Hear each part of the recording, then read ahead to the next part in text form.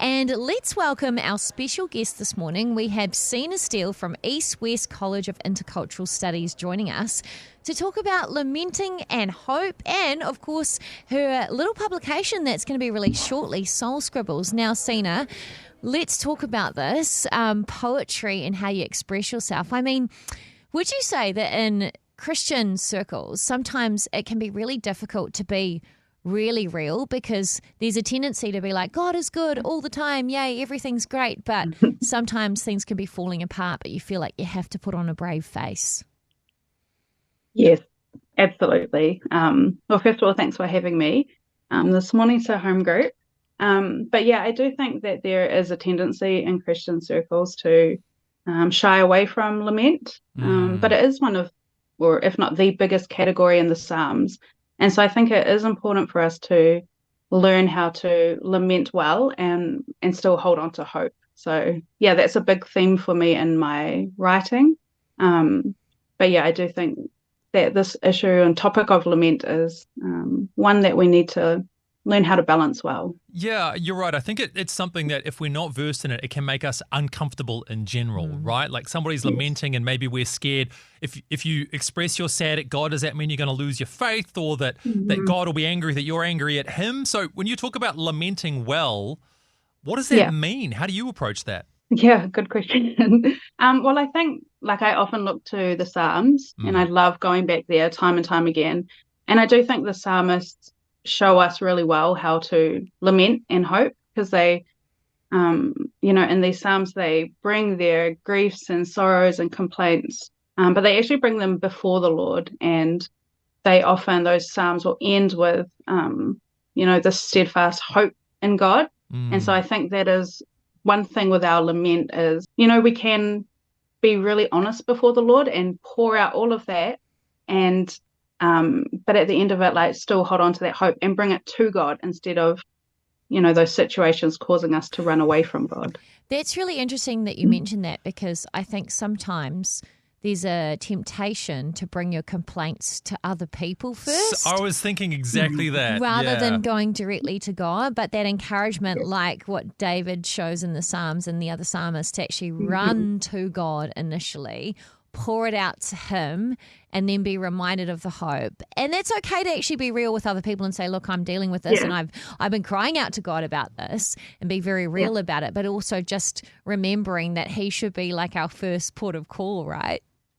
Yes, definitely. And I mean, like we're talking about a home group here and I just think about my home group and I've got this awesome group of girls. And one of the beautiful things about doing this journey with others is that we can also bring out our honesty there as well.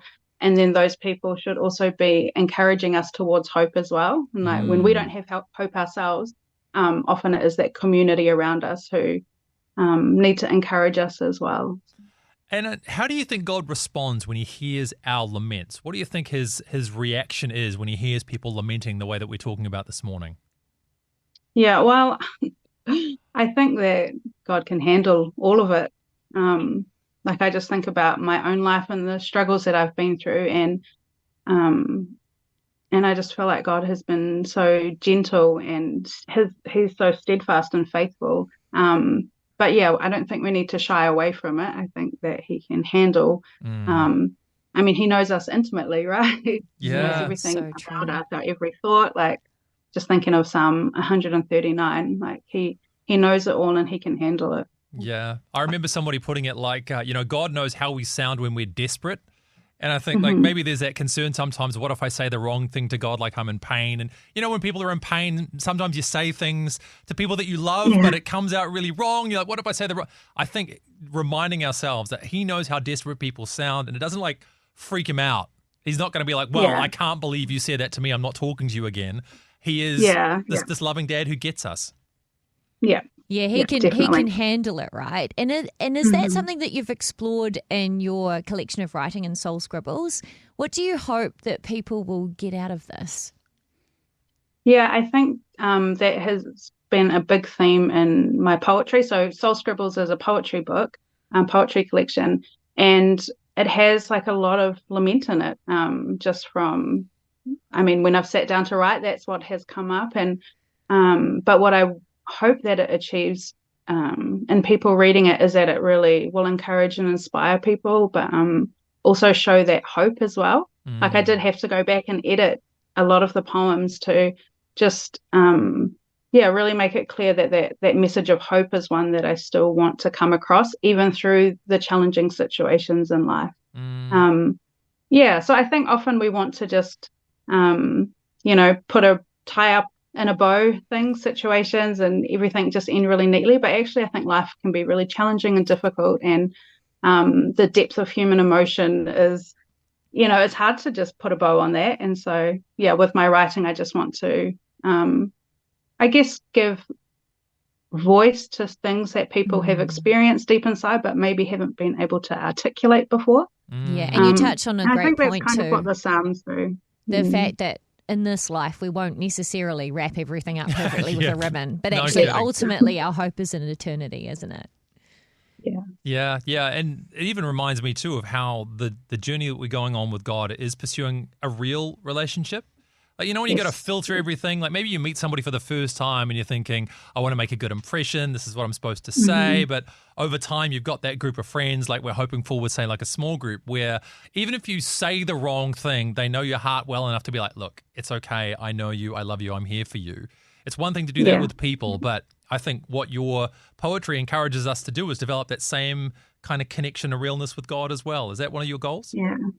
Yes, that is absolutely one of my goals as well. Well, I understand that you are launching Soul Scribbles, this collection of poetry, on April the 27th, and you have a launch coming up. So if people would like to find out more information and head along, it's all free. They can find out on Facebook. Yes, so you can just look up Her Mustard Faith on Facebook. So that's my writing ministry. Or you can look on my website as well, hermustardfaith.com.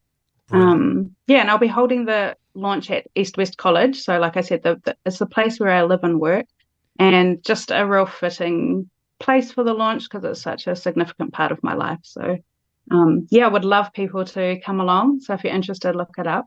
All right, so that's Her Mustard Faith if you jump on Facebook to find more details about that one. Hey, we really hope you enjoyed that video. Make sure you like and subscribe and turn your notifications on. And I hope you enjoy the next one. Yeah, we'll catch you then.